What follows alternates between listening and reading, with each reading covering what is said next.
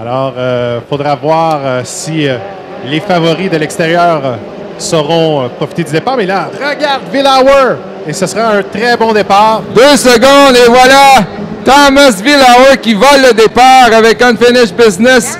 Alors que Yann Lecomte est deuxième et Marco Poirier. Alors, qu'est-ce qui va se passer au premier virage? Et le Bad Influence pour le moment tire de l'arrière. Alors c'est Thomas Villauer avec déjà une très importante avance sur Yann Lecomte.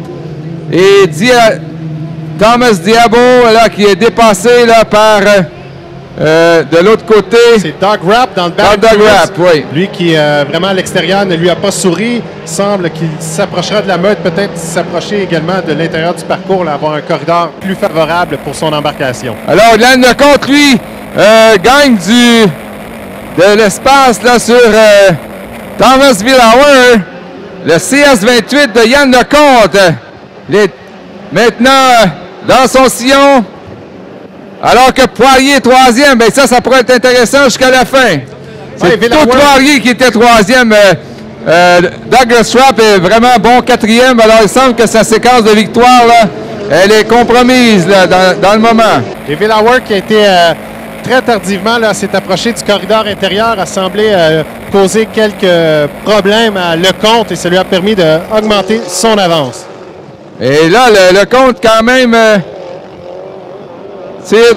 l'écart est plus grand. Alors, il semblait que Lecomte était pour rejoindre Villauer. C'est plutôt Marco Poirier là, qui s'approche de Yann Lecomte.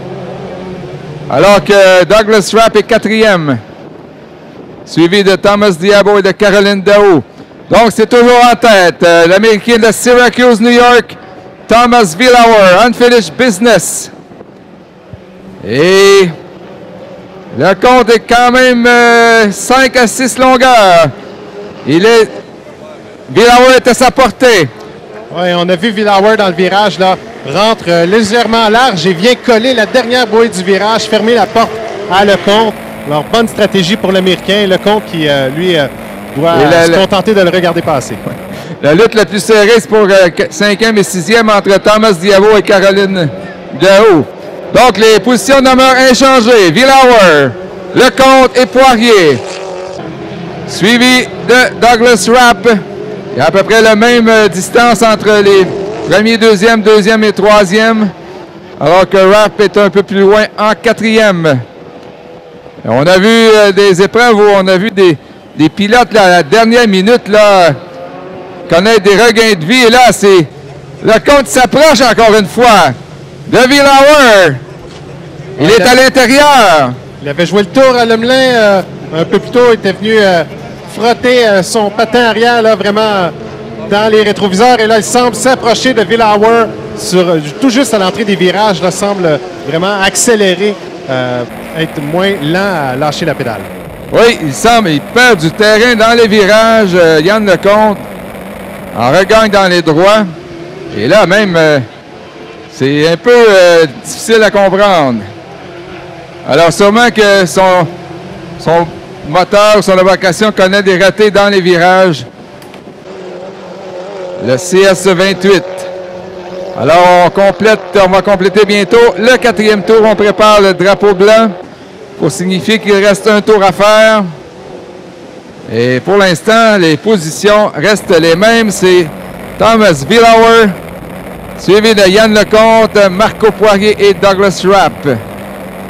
Ouais, Villauer, là, vient de compléter son tour en 3,51, environ 4 secondes de priorité sur Yann Lecomte. Poirier, et on suit à la queue leu-leu avec des écarts là, qui sont similaires entre chacune des 4 premières embarcations.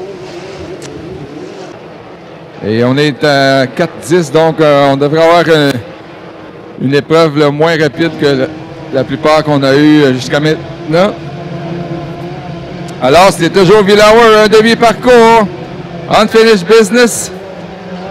Lui, il a déjà été impliqué dans l'organisation des regattes de Syracuse. Thomas Villauer, un vétéran. Et sûrement qu'il va être heureux là, de l'emporter ici à Beauharnois avec le dernier droit à compléter.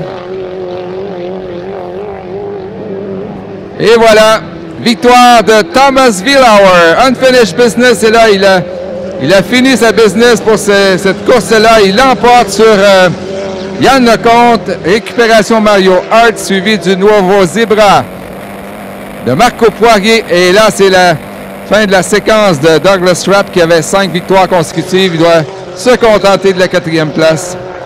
À moins qu'il y ait des pénalités d'imposer. Ce serait vos 4 premiers finissants. Et là, Diabo n'est plus là. Oui, Diabo qui a connu des ratés dans son 4e tour. Et Villauer, lui, sera sûrement heureux, avait eu des difficultés lors de sa première épreuve matinale. Et là, on vient de vraiment reprendre ses airs sur Webster. Alors, brillante victoire pour l'Américain. Alors, Diabo est rentré au puits avant la fin de la course, donc avait des difficultés. Et ça permet à Caroline Daoud de finir 5e. On y va avec la reprise de la qualification de...